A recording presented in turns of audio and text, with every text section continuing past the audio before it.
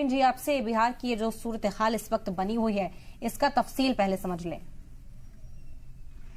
जी धन्यवाद। देखिए, हिंदुस्तान की राजनीति अमूमन ऐसा बोला जाता है कि यहाँ पर केंद्र का रास्ता उत्तर प्रदेश से निकलता है, लेकिन मेरा ये मानना है बतौर पत्रकार, आपको आवाज मिल रही है मेरी? जी जी मिल रही है।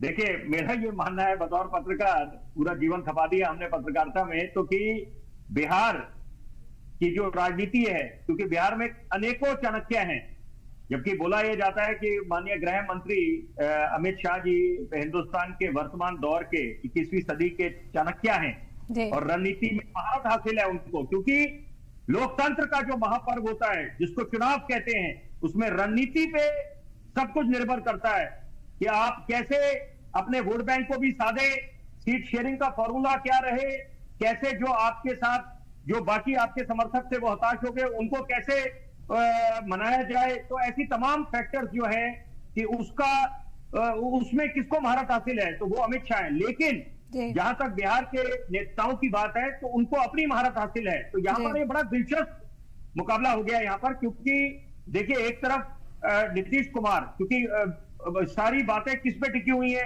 और ये जो आज हम चर्चा कर रहे हैं तो उसमें नीतीश कुमार फैक्टर जो बिहार के माननीय मुख्यमंत्री है, तो एक तरफ उनको सुशासन बाबू बोला जाता है और एक तरफ ये वो जाने जाते हैं कि पलटी मार जाते हैं। और मैं वो शब्द का इस्तेमाल नहीं करूंगा क्योंकि ये मुझे लगता है कि गलत होता है, क्योंकि ये सारे जो नेता हैं जो एक संविधान के तहत उनको वो शपथ लेते हैं तो उनका सम्मान करना चाहिए। तो बहरहाल मुद्दा बड़ा गंभीर है और दिलचस्प भी है, दोनों बातें।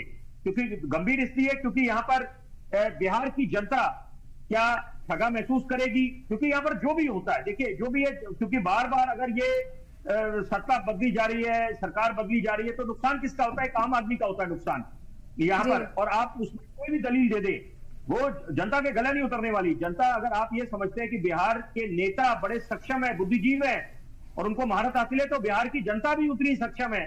तो आप 21वीं सदी की आवाम है, उसको आप बरगला नहीं सकते, उसको आप भ्रांतियां नहीं फैला सकते। तो वो भली भांति समझती है कि यहाँ पर हवा का रुख किस तरफ जा रहा है और जो अगर सत्ता यहाँ पर सरकार बदली जा रही है तो उसके पीछे वजह क्या है। लेकिन मैं जरूरी बात ये बोलना चाहूंगा, क्योंकि अभी कुछ समय में स्थिति साफ होने वाली है और सबसे बड़ी बात है क्योंकि बहुमत का जो आंकड़ा है 122, तो वो कौन जुटा पाएगा, 123 पे कौन पहुंच पाएगा, तो ये ऐसी तमाम बातें हैं। जितेंद्र राम मांझी फैक्टर, सबसे बड़ी बात है कि अगर वो साथ आते हैं तो वहां पर एक पूर्ण बहुमत मिल जाएगा, स्पष्ट बहुमत मिल जाएगा एनडीए को, और अगर वो नहीं आते तो वहां पर फिर पूर्ण बहुमत से रह जाएगी एनडीए। तो यहाँ पर हर एक नेता की बिहार में अपनी अहमियत है और वो भली भांति समझते हैं। और चिराग पासवान को भी आप राइट ऑफ नहीं कर सकते कि वो भी, उन्होंने पूरा एक दमखम से आगे आए थे और जो समर्थन करा था एनडीए का, भाजपा का खास तौर पे, तो वहां पर वो क्या हताश महसूस करेंगे।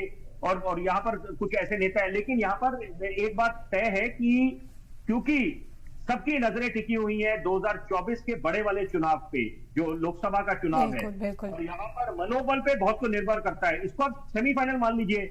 अभी जो हिंदी हार्टबेल्ट में चुनाव हुए थे मध्य प्रदेश, राजस्थान, छत्तीसगढ़ में, उनको एक सेमीफाइनल बोला जा रहा था, लेकिन ये भी सेमीफाइनल से कम नहीं है, तो बड़ा सुपर सेमीफाइनल है। विपिन साहब, लेकिन तेजस्वी यादव हो, आरजेडी के तमाम नेता हो, इस वक्त यही कहते हुए नजर आ रहे हैं कि इतनी आसानी से इस बार उलटफेर नहीं करने देंगे, इतनी आसानी से सरकार बदल जाए, ताजपोशी हो जाए, वो मुमकिन नहीं हो पाएगा। क्या लगता है, क्या मुतबादिल उनके पास मौजूद है, क्या कड़ी ऐसी है जिसकी वजह से इतना कॉन्फिडेंस दिखाया जा रहा है?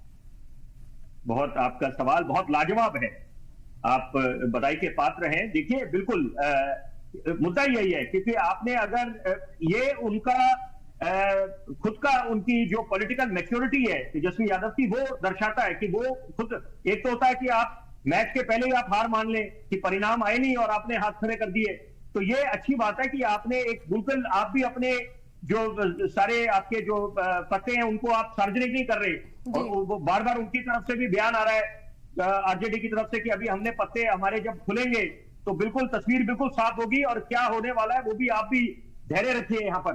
तो यहाँ पर राजनीति में कुछ भी संभव है।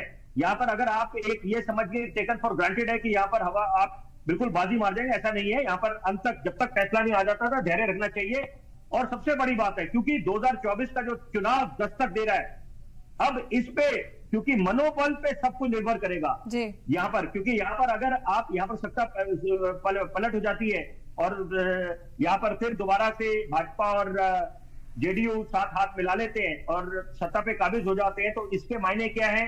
इसके मायने तो सीधा है, क्योंकि पहले यह बोला जा रहा था अगर सही मायने में कोई टक्कर देगा नरेंद्र मोदी के सामने कोई खड़ा हो सकता है, प्रधानमंत्री का चेहरा बन सकता है, क्योंकि दूल्हे तो काफी थे, उम्मीदवार तो सारे ही प्रधानमंत्री के उम्मीदवार हैं इंडिया अलायंस गठन में। लेकिन सही मायने में अगर हम इसको जो सुलझे हुए तरीके से समझे, बात को आंकलन करें, तो नीतीश कुमार सबसे बड़े दावेदार थे। आप उनको संयोजक बना रहे हैं, इंडिया अलायंस का अलग अलग बातें कर रहे हैं, तो अगर इससे मतलब कि एक तीर से कई निशाने लग गए। आप अगर भाजपा ये कामयाब हो जाती है कि यहां पर अगर जेडीयू हाथ मिला लेता है उसके साथ और ये सरकार बनाने में कामयाब हो जाते हैं, जो अब बिल्कुल मुझे लगता है कि ये एक बिल्कुल एक फॉर्मेलिटी सी रह गई है लेकिन यहां पर अगर ऐसा हो जाता है तो उसके मायने क्या है? एक तीर से दो निशाने। एक तो जो दावेदारी थी, जो दावेदारी कर सकते थे नीतीश को, क्योंकि बाकियों के मुकाबले, ममता दीदी के मुकाबले, अरविंद केजरीवाल की बात करें, राहुल गांधी की बात करें, मल्लिकार्जुन खड़गे की बात करें, जितने तमाम नेता है अपनी ठीक है। इस वक्त हमारे